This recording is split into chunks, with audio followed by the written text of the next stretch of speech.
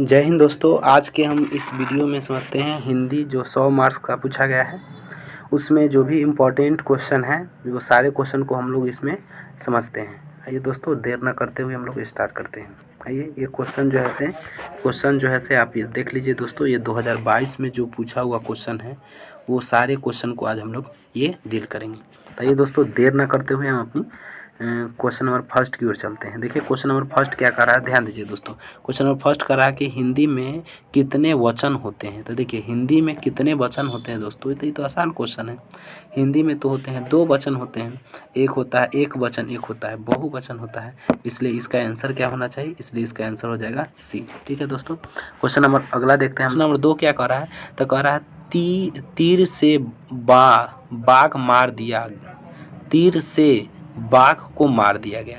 तो देखिए दोस्तों, तो कह रहा है किस कारक का उदाहरण है। तो देखिए यहाँ पर से जो लगा हुआ है, तो से 2 चीज़ में लगता है। एक करण मतलब होता है, आप लोग पढ़े होंगे, कारक करण से होता है, और एक होता है आपादान से होता है। तो करण से भी होता है और आपादान से भी से होता है। तो करण में कब होता है कि जब कोई साधन का यूज होता है। तो आप यहाँ ध्यान दीजिएगा, जब साधन का यूज होगा तो करण कारक होगा, और जब कोई चीज़ से अलगाव होता है, जैसे पेड़ से पत्ता गिर रहा है, तो आपादान हो गया। तो इसी प्रकार क्वेश्चन ध्यान से समझिएगा।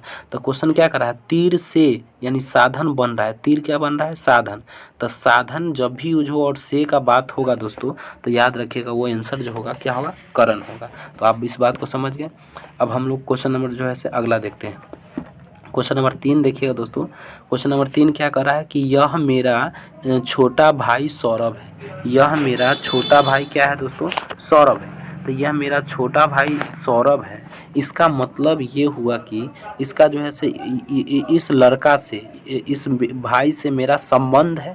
और जब यह संबंध होता है तो आप जानते हैं सर्वनाम के 6 प्रकार होते हैं, जिसमें संबंध का मतलब होता है कि जब वह मेरा छोटा भाई है, यानी उस लड़का से हमारा संबंध है। तो इसलिए इसका आंसर क्या होना चाहिए दोस्तों, इसलिए इसका आंसर हो जाएगा संबंधवाचक हो जाएगा। ठीक है, अब हम लोग क्वेश्चन नंबर देखते हैं 4। तो क्वेश्चन नंबर 4 देखिएगा, तो कह रहा है कि सब धन कौन सा, सब धन कौन सा विशेषण है। तो विशेषण भी बहुत पूछता है दोस्तों।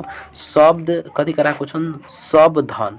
तो सब धन जो है से कौन सा, धन की चर्चा हो रहा है। तो धन क्या किसको दर्शाता है, धन तो परिणाम को दर्शाता है कि हाँ इतना परिणाम है, इतना परिणाम है। तो धन, सब धन यानी परिणाम को बता रहा है। परिणाम को जो बताता है वो क्या होता है, परिणामवाचक संबोधक होता है। परिणामवाचक क्या होगा दोस्तों, परिमाण बोधक होगा। कौन बोधक होगा, परिमाण बोधक होगा। इसलिए 4 का आंसर क्या हो जाएगा दोस्तों, बी हो जाएगा। क्वेश्चन नंबर देखते हैं 5 नंबर। क्वेश्चन नंबर 5 क्या कर रहा है दोस्तों, 5 कर रहा है क्रिया के कितने भेद हो। तो देखिए इससे आसान क्या सब हो सकता है, दुनिया का सबसे आसान क्वेश्चन है कि क्रिया के कितने भेद होते हैं। तो क्रिया के आप लोग जानते होंगे, क्रिया जो होते हैं 2 प्रकार के होते हैं। एक सकर्मक क्रिया होता है, एक अकर्मक क्रिया होता है। एक होता है सकर्मक क्रिया होता है, और एक होता है अकर्मक क्रिया होता है। तो सकर्मक क्रिया, अकर्मक क्रिया। तो सकर्मक क्रिया, अकर्मक, तो कितने प्रकार का हो गया, 2 प्रकार का हो गया। तो आपको याद रखना होगा कि सकर्मक क्रिया, अकर्मक क्रिया। अगला है वह, ध्यान दीजिएगा दोस्तों। अगला क्वेश्चन क्या है कि वह जाएगा किस काल का उदाहरण। वो जाएगा मतलब अभी गया नहीं है, वह जाएगा, इसका मतलब हुआ वो किस काल की बात कर रहा है, भविष्य काल की बात कर रहा है। भविष्य काल 3 प्रकार के होते हैं, वर्तमान काल होते हैं, भूतकाल होते हैं और भविष्य काल होते हैं। वर्तमान काल मतलब जो अभी घटना घट रहा है, वो जा रहा है, यानी वह जा रहा है, तो ये वर्तमान काल है। वह जा चुका है तो भूतकाल हो जाएगा, और वह जाएगा इसका मतलब भविष्य काल होगा। इसलिए इस क्वेश्चन का आंसर क्या हो जाएगा दोस्तों, डी हो जाएगा ऑप्शन। चलिए क्वेश्चन नंबर अगला देखते हैं, 7 नंबर क्वेश्चन हम लोग समझते हैं। क्वेश्चन नंबर 7 देखिएगा दोस्तों। क्वेश्चन नंबर 7 क्या कह रहा है, तो कह रहा है क्या पगड़ी शब्द क्या होता है। तो देखिए दोस्तों, एक होता है देशज। देशज होता है जो देश के आम चाल के बोल चाल में प्रयोग किया जाता है, तो वो देशज शब्द होता है।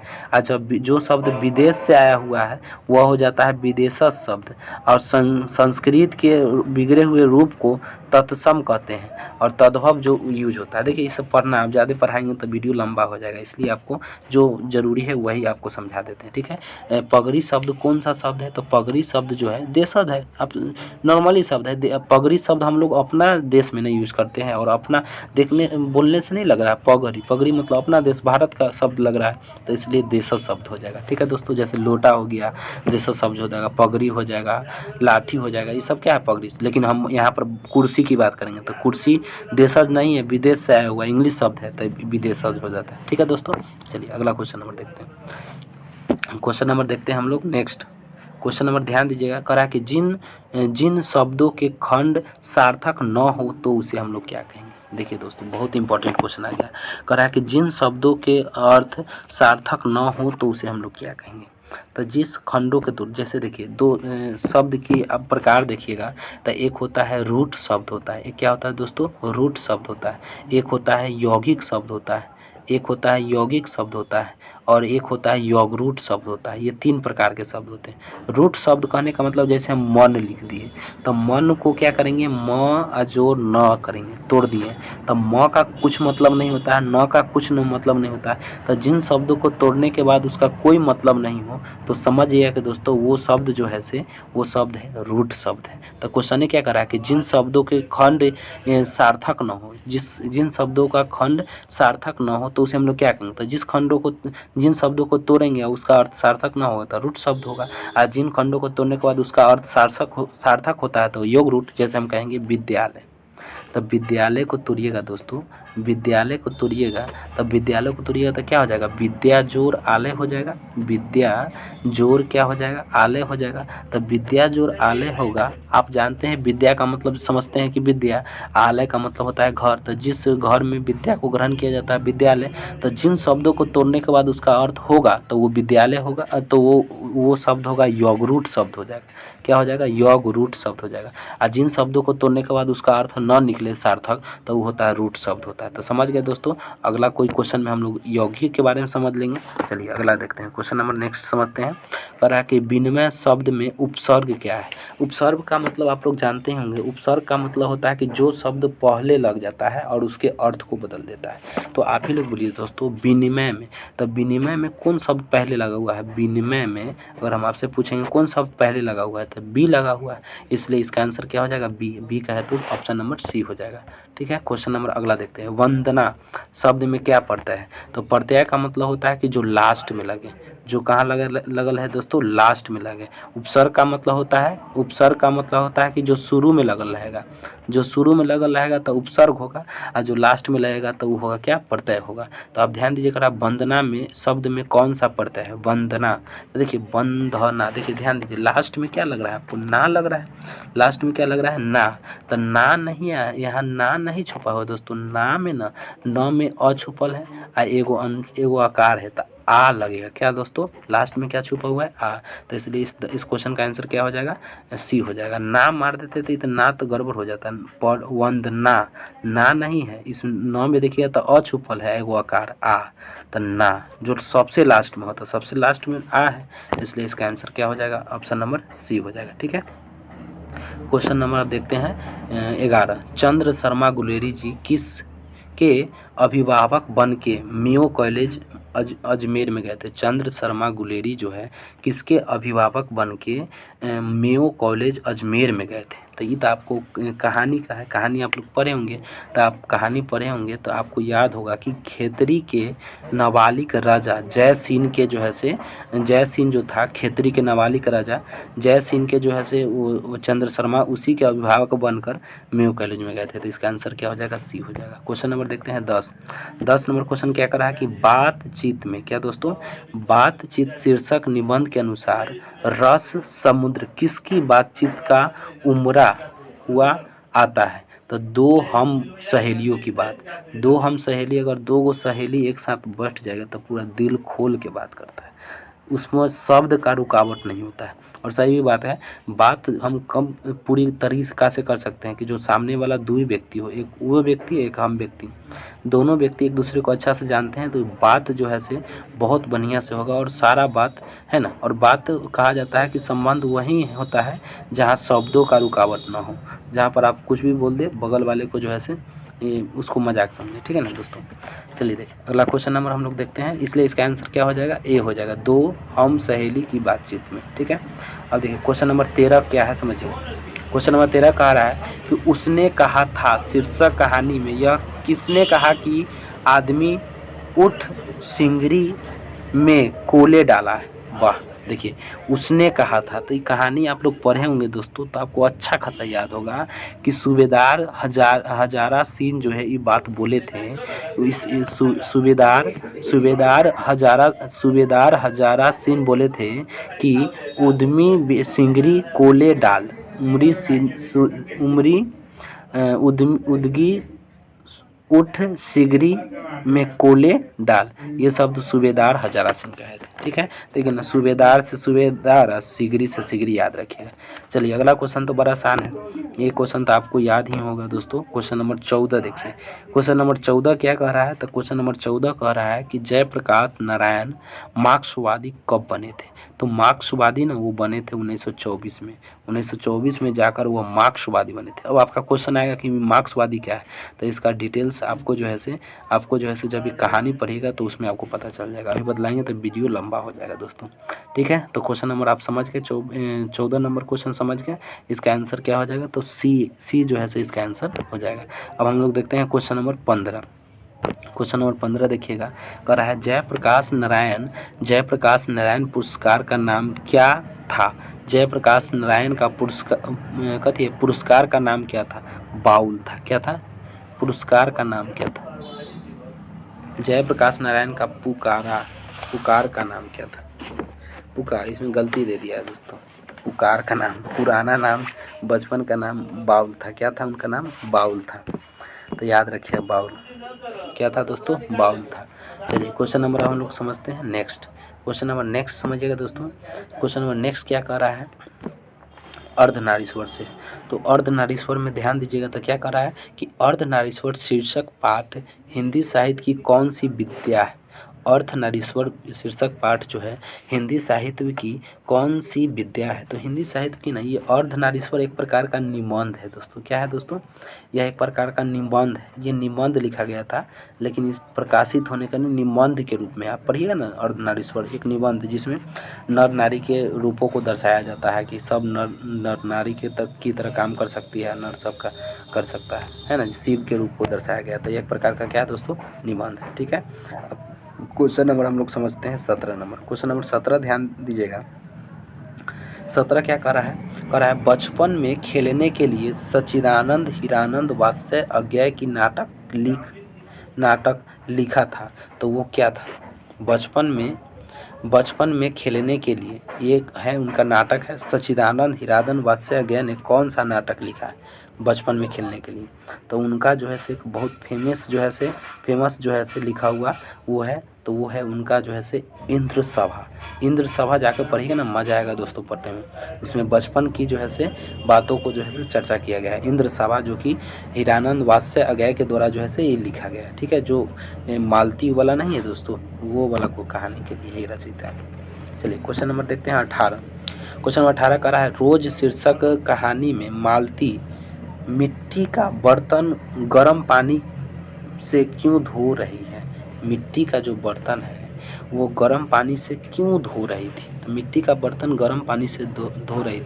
तो रूल होता है गांव समाज में, देखिए ना पहले के ज़माना में जैसे कि दही जमता था ना, तो मिट्टी के बर्तन रहता था और उसमें दही जमता था। तो इसके लिए सबसे पहले ना उसको मिट्टी का जो बर्तन होता है उसमें पानी को जो है से गर्म पानी करके उसको धोया जाता है, ताकि उसमें किसी प्रकार का गंदगी ना हो और दही जो बने अच्छा बने। तो इसलिए जो है से याद रखिएगा, मिट्टी के बर्तन के लिए पानी क्यों धो रही थी, तो दही जमाने के लिए धो रही थी। किसके लिए, दही जमाने। क्वेश्चन नंबर देखिएगा 19। क्वेश्चन नंबर 19 क्या कर रहा है, तो क्वेश्चन नंबर 19 कह रहा है कि भगत सिंह का जन्म कब हुआ था। ये तो आपको अच्छा खासा पता होगा कि भगत सिंह का जन्म कब हुआ था। तो इनका जन्म जो हुआ था याद रखिएगा 28 सितंबर, कब हुआ था दोस्तों, 28 सितंबर जो हुआ था 1907 ईस्वी में जो है से इनका जन्म हुआ था। 28 सितंबर 1907 ईस्वी में इनका जन्म हुआ था। तो ऑप्शन नंबर कौन होगा दोस्तों, तो ऑप्शन देख लीजिए किस में है। ऑप्शन हाँ यहाँ पर है, देखिए 28 सितंबर 1907 ईस्वी का इनका जो है से क्या हुआ था, जन्म हुआ था। क्वेश्चन नंबर हम लोग समझते हैं 20 नंबर। क्वेश्चन नंबर 20 क्या कर रहा है कि प्रेम प्रेम प्रेम के पीर के कवि कौन कहा जाता है। बड़ा ज़बरदस्त क्वेश्चन है। कौन के पीर के कवि, तो प्रेम के पीर के कवि किसे कहा जाता है। तो जायसी के पढ़िएगा ना कहानी, प्रेम के पीर है ना, इनको मलिक मोहम्मद जायसी पूरा नाम है, मलिक मोहम्मद जायसी। ये जायसी प्रेम के पीर के कवि कहे जाते हैं, क्योंकि इनके द्वारा जो रचना लिखा जाता है दोस्तों, अगर वो पढ़िएगा ना तो आप रो दीजिएगा। इनके बारे में पढ़िएगा तो बहुत अपने इनके कष्ट, इनके जीवन में बहुत सारे कष्ट आया था। ये चेचक बीमारी से ग्रसित थे, जिसके कारण इनका पूरा रूपहीन हो गया था। और इसके कारण इनको आप देखते ना तो देखने के बाद इनको ना अजीब सा मतलब उनका मुख पूरा बन गया था, लोग उनको देखकर घिना कर भाग जाते थे, है ना। लेकिन उन्होंने कहे थे कि मेरे पास एक आँख हुआ तो क्या हुआ, लोग आज घिना रहे हैं तो क्या हुआ, लेकिन मैं ऐसी काव्य की रचना करूँगा कि लोग प्रेम के पीर में, प्रेम में जो दर्द होता है ना, उस दर्द का एहसास दिला दूंगा। इसलिए इनका नाम रख दिया गया क्या, कि प्रेम के पीर के कवि। तो प्रेम का दर्द दिला रहे हैं, इसलिए इनका नाम रख दिया है प्रेम के पीर के कवि, जायसी। ठीक है दोस्तों, क्वेश्चन नंबर हम लोग समझते हैं। नेक्स्ट क्वेश्चन नंबर 21 देखिएगा। क्वेश्चन नंबर 21 कह रहा है कि निम्न में शुद्ध शब्द कौन सा है। निम्न में शुद्ध शब्द कौन सा है। तो ये तो आपको अथी का है, व्याकरण का है। तो शुद्ध शब्द में देखिए यहाँ पर देखिएगा ऑप्शन नंबर 1 में देखिएगा, ये तो आसानी से बनाइएगा। ऑप्शन नंबर 1 देखिए निरी गलत है, निरी होता है। तत्व, हाँ ये सही है, तत्व सही। यहाँ देखिए तो पत्नी लिखा है, पत्नी तो और गलती है, पत्नी ना होगा दोस्तों, पत्नी तो और गलती है, इसलिए इसका आंसर क्या हो जाएगा, बी हो जाएगा। तत्व सही है, शुद्ध शब्द पूछ रहा है तो शुद्ध शब्द क्या हो जाएगा, पत्नी हो जाएगा। अब देखिए क्वेश्चन नंबर 22 समझिए। 22 क्या कर रहा है समझिए, कर रहा है कि जिस संख्या के माप तौलने का बोध होता है तो उसे हम लोग क्या कहते हैं, मापने तौलने का बोध होगा तो द्रववाचक संधि, जिससे पूरे समूह का बोध होगा, जिससे पूरे उसके जातियों का बोध होगा तो जातिवाचक, जिससे भाव का बोध होगा तो भाववाचक, और जिससे समूह का बोध होगा समूहवाचक। इसलिए आंसर सी क्या हो जाएगा दोस्तों, सी हो जाएगा। क्वेश्चन नंबर देखते हैं ये 22 नंबर तक रहा है। शिक्षा शब्द क्या है, तो शिक्षा शब्द, तो शिक्षा आप लोग जानते हैं, शिक्षा जो होता है वो क्या होता है, शिक्षा शब्द जो होता है उभयलिंगी होता है। वो न तो पुल्लिंग होता है न तो स्त्रीलिंग होता है। वो शिक्षा शब्द स्त्रीलिंग पुल्लिंग के लिए भी यूज होता है, स्त्रीलिंग के लिए, इसलिए इसको कहा जाता है कि शिक्षा एक प्रकार का क्या है, उभयलिंग है। क्या नाम है दोस्तों, उभयलिंग। अब देखिए सेम चीज़ आप नीचा देखिए दोस्तों, तो क्वेश्चन नंबर आप देखिए ये 24 देखिए। 24 क्या कर रहा है कि भिक्षा, तो भिक्षा कह रहा है कि वह जो है से भिक्षा शब्द क्या है। तो देखिए दोस्तों रूल होता है, कहीं पे भी आपको 6 दिखाई दे ना तो आप आँख बंद करके तत्सम मारिएगा। क्या मारिएगा दोस्तों, तत्सम मारिएगा। शिक्षा ये 6 दिखाई दे, आधा 100 दिखाई दे, आधा वाला जो संस्कृत वाला शब्द रहता है ना वो सब दिखाई दे ना तो मारिएगा तत्सम। तो कह रहा है शिक्षा शब्द क्या है, तो तत्सम शब्द है। देखिए शिक्षा छा लग जाएगा तो आँख बंद के मारना है, कथी, तत्सम, तत्सम कहा जाता है। ठीक है, अब क्वेश्चन नंबर समझते हैं 25। क्वेश्चन नंबर 25 देखिएगा तो कह रहा है क्या कि पाठक शब्द स्त्रीलिंग रूप क्या होगा। तो जो पाठक होता है, जो पढ़ने वाला होता है, तो पढ़ने वाले को हम लोग क्या कहेंगे, पाठक तो एक पुल्लिंग है, तो पाठक एक पुल्लिंग है तो उसका स्त्रीलिंग शब्द क्या होगा, तो पाठक का पाठिका होगा। पाठक का अगर आप लोग से पूछ लेंगे कि पाठक का जो है से क्या होगा इसका रूप, पाठक का स्त्रीलिंग क्या होगा, तो पाठक का इस स्त्रीलिंग होता है पाठिका।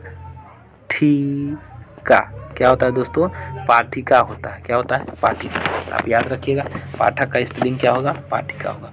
अब देखिए कक्षा शब्द क्या है। देखिए कक्षा शब्द तो बड़ा आसान है। कक्षा शब्द कह रहा है कि क्या है, तो कक्षा शब्द, कक्षा ना स्त्रीलिंग शब्द है, पुल्लिंग शब्द नहीं है। कक्षा जो है से कौन शब्द है, स्त्रीलिंग शब्द है। कौन शब्द है दोस्तों, तो स्त्रीलिंग शब्द है। कक्षा में, कक्षा कहने से क्या होता है, स्त्रीलिंग। कक्षा जाते नहीं है, कक्षा जाती है। राधा कक्षा जाती है, स्त्रीलिंग शब्द हो जाएगा। ओके दोस्तों, अब क्वेश्चन नंबर हम लोग समझते हैं, ये 27 नंबर क्वेश्चन समझते हैं। क्वेश्चन नंबर 27 देखिएगा दोस्तों। क्वेश्चन नंबर 27 आपको कह रहा है क्या कि बिल्ली छत से कूद पड़ी। लो, बिल्ली छत से कूदी, कौन बड़ी बात है, बिल्ली तो छतों पर से कहती, पेड़ों पर से कूद जाती है, तो छत पर से कूदूक रही है दोस्तों। देखिए याद कीजिए, अभी तुरंत पढ़ा है। से का मतलब दूगो, कारक का दूगो क्वेश्चन आ गया से, और से का मतलब दूगो होता है। एक से का मतलब तो होता है दोस्तों, एक से का मतलब तो होता है कि करण, करण का मतलब होता है दोस्तों, करण का मतलब होता है क्या कि जो साधन का काम करे, और एक से का मतलब होता है आपादन। तो आपादन कब होता है, जब अलगाव होता है। क्या दोस्तों, अलगाव का यूज होगा तो याद रखिएगा, अलगाव में से का प्रयोग होगा तो आपादन होगा, और साधन के रूप में से का प्रयोग होगा तो करण होगा। जैसे अभी तुरंत देखे ना कि भाला से उसको मार दिया तो भाला से साधन बन गया, मैं कलम से लिखता हूँ तो साधन बन गया तो करण। यहाँ देखिए कर बिल्ली छत से कूद गई, तब छत के बीच और बिल्ली के बीच में अलगाव हो रहा है, छत ऊपर उन्ने हो गया बिल्ली ने, तो जब अलगाव होगा तो क्या होगा दोस्तों, आपादन कारक होगा, इसलिए इसका आंसर क्या हो जाएगा, सी हो जाएगा। 27 का आंसर क्या हो जाएगा, सी हो जाएगा। अब क्वेश्चन नंबर 28 देखते हैं। देश विदेश शब्द कौन सा समास है।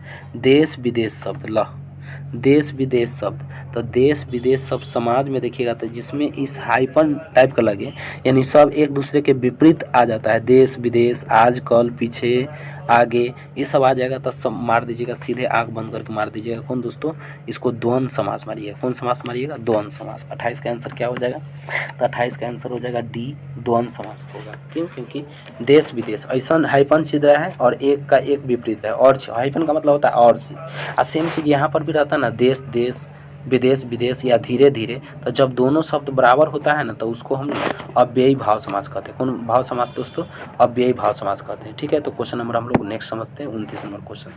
क्वेश्चन नंबर 29 देखिएगा। क्वेश्चन नंबर 29 क्या कर रहा है, तो कह रहा है कि कोसों दूर भागना, मुहावरे का अर्थ क्या होता है, कोसों दूर भागना।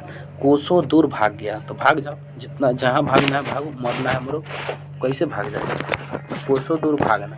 तो कोसों दूर भागना का मतलब होता है दोस्तों, तो भागने दीजिए, भागने वाले को कौन रोक सकता है, बहुत अलग रहना, बहुत क्या कर रहना दोस्तों, अलग रहना। कोसों दूर भागना का मुहावरा का अर्थ अगर पूछे तो क्या कहिएगा, बहुत अलग रहना। कथी रहना दोस्तों, बहुत अलग रहना। कोसों दूर भागने का मुहावरा क्या अंतर क्या होगा, बहुत दूर रहना। तो रही भागने दीजिए, बहुत दूर रहने दीजिए, तो इसलिए कहा जा रहा है कि बहुत दूर रहना। ठीक है दोस्तों, अब क्वेश्चन नंबर हम लोग समझते हैं, 30 नंबर क्वेश्चन समझते हैं। चलिए दोस्तों, तो आप समझ गए हैं ये कोसों दूर रहना, इसका मतलब क्या हुआ, बहुत अलग रहना। क्वेश्चन नंबर 30 नंबर देखते हैं दोस्तों। उम्मीद करते हैं कि आपको समझ में आ रहा है। अगर समझ में आ रहा है तो आप जो है से समझ में आ रहा है तो समझ में आने दीजिए, है कि नहीं, आप समझ ही रहे हैं। चलिए अगला क्वेश्चन देखते हैं। क्वेश्चन नंबर हम लोग समझते हैं, क्वेश्चन नंबर 30 समझते हैं। देखिए ध्यान दीजिए, कह रहा है कि जो स्त्री अभिनय करती है, ला जो स्त्री अभिनय करेगी तो वह कहलाएगी अभिनेत्री। क्या कहलाएगी दोस्तों, अभिनेत्री कहलाएगी। कौन नेत्री कहलाएगी, तो अभिनेत्री कहलाएगी। स्त्री अगर अभिनय करेगी तो अभिनेत्री, आप पुरुष अगर अभिनय करेंगे तो नायक। क्या कहलाएगा दोस्तों, नायक, अभिनेता जिसे कहते हैं। ओके, अभिनेता कहते हैं। अगला क्वेश्चन, क्वेश्चन नंबर 31 देखिएगा दोस्तों। क्वेश्चन नंबर 31 दीजिएगा, देखिएगा।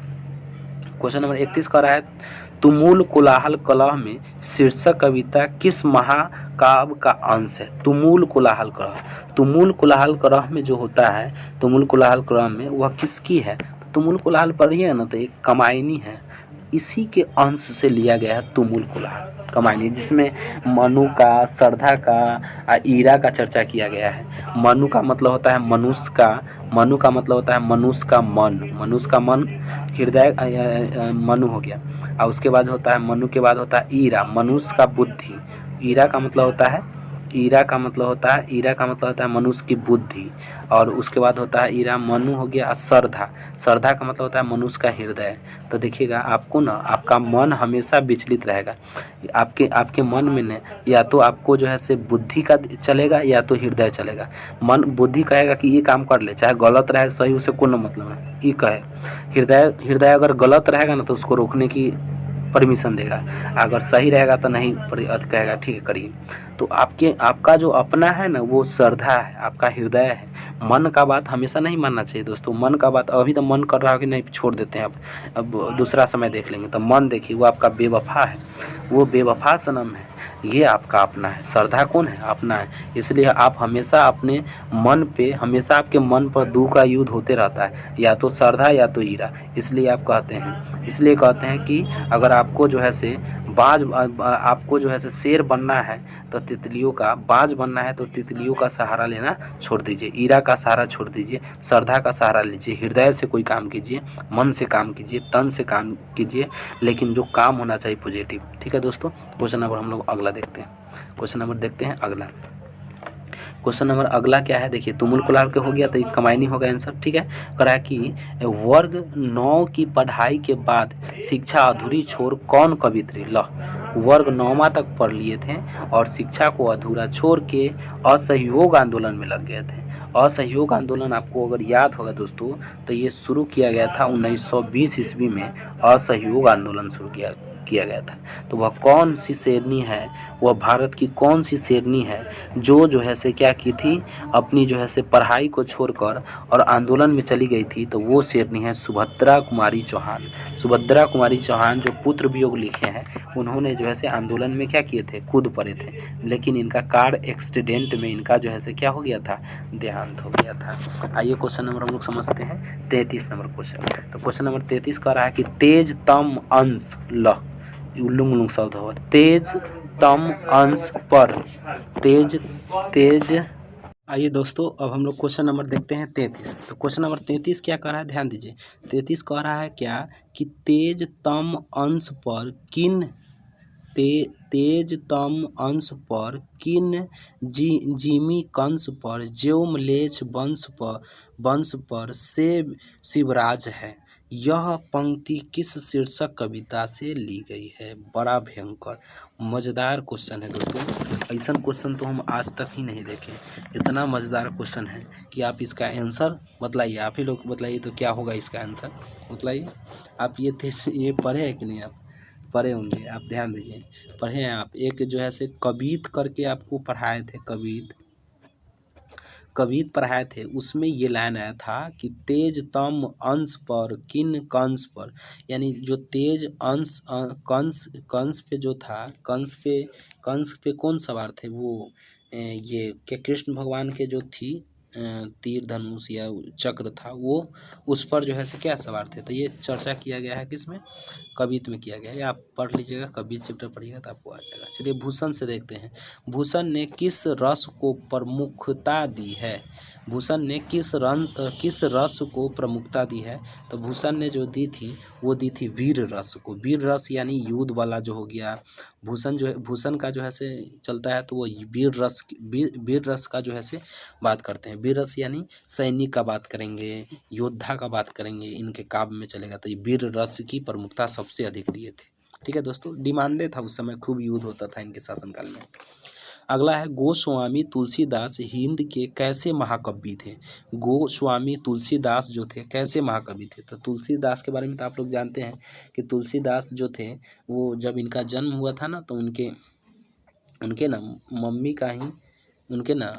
का देहांत हो गया। तो लोग ना डरने लगे थे, और चूँकि शुक्ल पक्ष करके कोई दिन था, उस दिन इनका जन्म हुआ था। और जन्म होने के बाद ना इनके मम्मी का देहांत हो गया। तो पापा जी डर के एगो चुनिया देवी थी, उनके यहाँ भेज दिए। 5 साल तक रहे, वहाँ पर भी रहे। फिर उसके बाद जो है से चुनिया भी डेट कर गई। तो ये चले गए वहाँ पर अपना विद्या ग्रहण करे काशी में। और फिर वहाँ पर ना उनको आए यहाँ पर, और यहाँ पर आने के बाद अपना जगह उत्तर प्रदेश में आए। और जगह जगह जहाँ पर व्यास नहीं होता है, व्यास कीर्तन भजन करने लगा। तो एक व्यक्ति को ना बहुत ज़्यादा पसंद आ गई है तुलसीदास। तो इसलिए उन्होंने जो है से अपने बेटी से उसका विवाह कर दिया, और फिर ये चले गए। फिर वहाँ से एक दिन ना विवाह हो गया, उसके बाद चले गए, कहाँ पर चले गए, फिर काशी में चले गए। और वहाँ पर लौट के वहाँ ना इनको एक बार याद आ गया इनका, अपनी पत्नी का। तो वो चले आए, और आकर रास्ता बिहारी का काम क्या होता है दोस्तों, वो सीधे न जाकर वो खिड़की में चले गए। तो खिड़की के बाहर से बोल रहा है किन्ने बारह हो, तो क्या करे वाला। तो तहा से मिले आयल मानी। तो वो बोल रहा है कि तुम तन को शर्म ना आवता, आए, इतना मेहनत अगर जो गंगा यमुना नदी को पार करके आप हमको पाने के लिए आए हैं, हमारे शव को पाने के लिए आए हैं, हमें देखने के लिए आए हैं, इतना मेहनत अगर आप ईश्वर को पाने में रख कर देते तो आपको जो है उसकी प्राप्ति आसानी से हो जाता है। खुशी। तो इसलिए इसका आंसर क्या होना चाहिए? इसलिए इसका आंसर जो होना चाहिए वो क्या होना चाहिए? भूषण ने किस रस की व्यंजना की थी? तो वीर रस की व्यंजना की थी। वीर रस का मतलब होता है जो सैनिकों का वर्णन किया जाता है, उसका जो है से वर्णन किए थे। ठीक है दोस्तों, आप इस बात को समझिए। फिर अगला वीडियो जो है से फिर अगला समय बता देंगे। इतना जो है से आप लोग याद कर लीजिएगा। ओके दोस्तों, जय हिंद।